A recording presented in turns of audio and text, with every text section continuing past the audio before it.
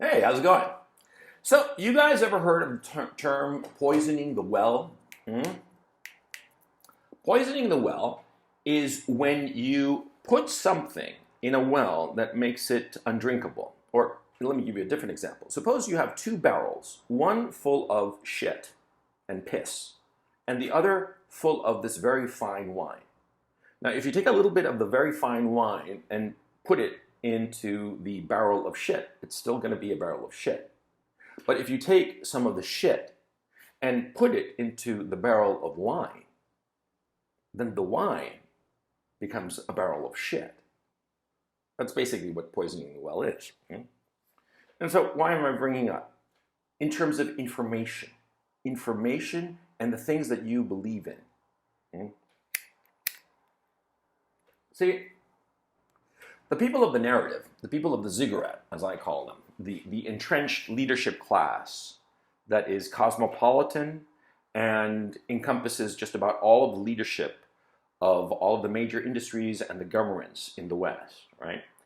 They have a vested interest in poisoning the well insofar as skepticism is concerned, insofar as people such as you and I who don't believe the bullshit.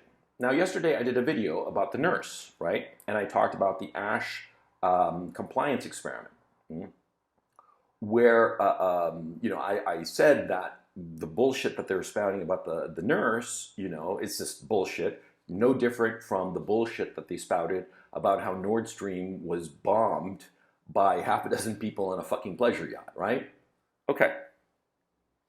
Those people pushing those lies, they have a vested interest in poisoning the well insofar as people who are dissidents, presumably people such as you and I. Because I'm most certainly a dissident. I have nothing to do with the fucking leadership class. Perhaps I despise them more because I got a really good look at them and I was raised to be a part of that whole shit show, and I want no part of it. But they have a vested interest in poisoning the well of dissidents by having dissidents believe things that are obviously foolish and nonsensical. And you, if you're a dissident, you have to be very careful about that bullshit, that poisoning of the well. And let me give you a specific example. And a lot of people in my comment section are going to have a shit show. They're going to have a complete meltdown over what I'm about to say. But it's the truth. See, Neil Armstrong, he walked on the moon. There's no doubt about that. There is absolutely no doubt that the United States in the late 60s and early 70s landed, what was it, I think 4 missions on the moon. 4 or 5 missions, I forgot. There is no doubt about that. The evidence is overwhelming, okay? And you look at a picture, and I have a background in film. I look at a picture and I'm like, yeah, that was taken on the moon. It could only have been taken on the moon because of the technology that existed in the time and the way it's lit. It is impossible for those photographs to have been taken anywhere on planet Earth. They could only have been taken on the moon. And if you want, I can go through the whole rigmarole, but that's not important. The important part is that, see, there are a lot of people in the dissident sector who are pushing misinformation, and this is deliberate. You got to understand that. Let me give you another specific example, a recent example. There are people claiming that the second plane in the 9/11 incident, the second plane never crashed into the second tower, that it was an explosion, and that the airplane that slammed into the second tower was CGI. And they've floated video showing this, showing a clear blue sky, and all of a sudden the building explodes. Now, there were literally tens of thousands of people who saw the second plane slam into the Second World Trade Tower. There's absolutely no doubt. Now, why do you think that they're pushing this? Because to create that video that erased the second plane slamming into the Twin Towers takes a lot of effort. It's not an easy task to do, okay? It's not at all. Well, perhaps now with even more sophisticated visual special effects video stuff, it's easier, but still, it's very difficult. Why do you think that they're pushing that? Because they want people on the dissident side to spout nonsense like they never went to the moon and that the second plane didn't exist and it was all CGI. They want to discredit the dissident movement by poisoning the well.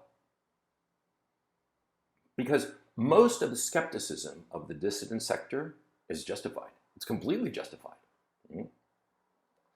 I mean, a lot of times we see how the people of the ziggurat, the people of the narrative, push some bullshit, and there are dissidents who say, no, that couldn't be. And a few months later, it's like, of course, it couldn't be. It was a lie by the people of the narrative, right? But see, what the people of the narrative want to do is to discredit all dissidents. They want to poison the well by pushing surreptitiously in the dissident community things that are obviously not true. So that any dissidence is considered crazy conspiracy theory nonsense, like they never landed on the moon, like, the second plane never slammed into the World Trade Tower. It's to their advantage, because by poisoning the well, they can discredit all dissidents. And so you have to pay very strict attention to people on the dissident side who are spouting things that are obviously nonsensical. When somebody says that they didn't land on the moon, I just automatically discount them. And anybody in my comment section who says that I'm wrong, that I'm this and that, the other, fine, motherfucker, I'm just gonna block you. I mean, simple as that. Because you're spouting a lie. And here's what's interesting, to go back to the Ash compliance experiment, see? People in the dissident side, when they start realizing there are all these lies that the people of the narrative, the supposed leadership of the Western democracies are spouting lies, these dissidents, they say, that's a lie, what they're saying.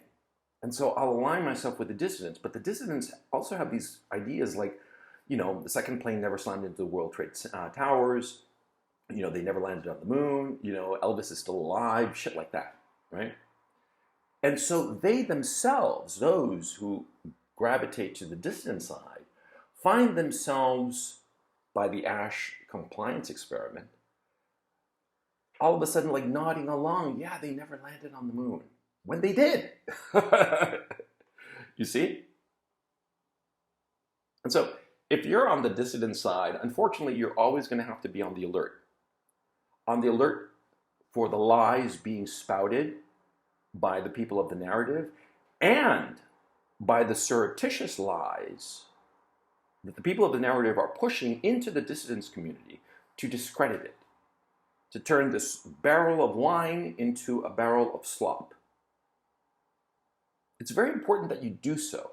It's not enough to be part of the dissidents community or the dissident side and just agree with everything that the people on the dissident side say. Oh no. You have to use your critical faculty all the time. That's the cost of dissidence. You can't just take something at face value just because somebody on your side says something. Not even me. Lots of times I'm wrong. I don't have a problem with that, Sometimes I think one thing, and then with more information, more accumulation of different data points, I realize, oh no, it's something else.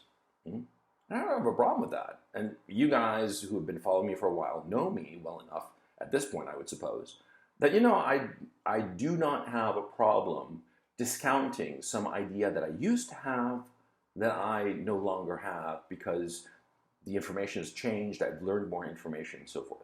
And so you who are on the dissident side, you have to understand that you cannot take everything from the dissident side as the gospel. You always have to be questioning it. And you have to be very, very careful of anybody who's spouting something that you're like, no, that's bullshit. It can't be. Because if you don't, you're going to fall for the trap that the people of the narrative are pushing, which is to discredit you. That's the whole point of it.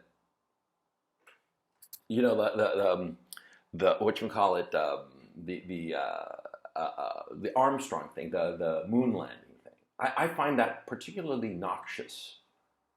See, because people today don't realize that 50, 60 years ago, when John Kennedy said, oh, we're going to go to the moon and all that, it was a tremendous effort. There were thousands millions actually of people who were involved in the effort to get to the moon. The lines of code, the technical diagrams, which of course existed before any computer-generated imagery, it had to be drawn by hand. You know what? All that is just bullshit. That they just did it for funsies, huh? And Stanley Kubrick filmed the moon landing, which is just stupid. It's stupid because if you look at 2001 and you compare it to the actual footage from the moon, it just doesn't look anything alike. And again, they went 4 or 5 times. I forget offhand, right? Okay, so they went 4 times. Maybe once, maybe they could have faked it, but 4 times? Huh? But you see the point of these dissidents who are pushing lies. It's to poison the well. And the thing, too, that's deeply troubling, of course, is that these dissidents, they have fallen into the desire to comply with the other dissidents. You have to be very careful. Don't let them fool you with lies. Always have independent judgment. And whatsoever crosses your path, you have to examine it ruthlessly to see if it's true or not, if it's credible or not, if it makes any fucking sense. And, you know, basically you have to trust no one. Because, see, the people of the narrative, the ziggurat, the leadership class, this disgusting leadership class that really just wants to milk everybody in the West, milk them dry, and then send them to the slaughter. Those people have a vested interest in discrediting anybody in the dissidents community. I mean, in my own case, for instance, you know, I've said that I'm an author, and I've said that I'm a filmmaker, which is true. There's lots of evidence about that, you know, and the fucking books exist, right? And so the people of the narrative have tried to discredit me by saying, oh, he's not really an author, and then it's fucking there, and there are copies floating around of the books I've written and shit. And so now their tactic is to say that I'm an anti-Semite, okay? But you see what's going on. It's all an effort to discredit. They can't call me a racist because I'm a Latino, cabrón. I be Latino. I can't be racist. So they tried a little bit to paint me as a racist, and then they lit on the issue of me being an anti-Semite. It's just to discredit any dissidents. You gotta understand. And pushing lies into the dissidents community is an extremely effective method to do it, of poisoning the well. Understand what's going on.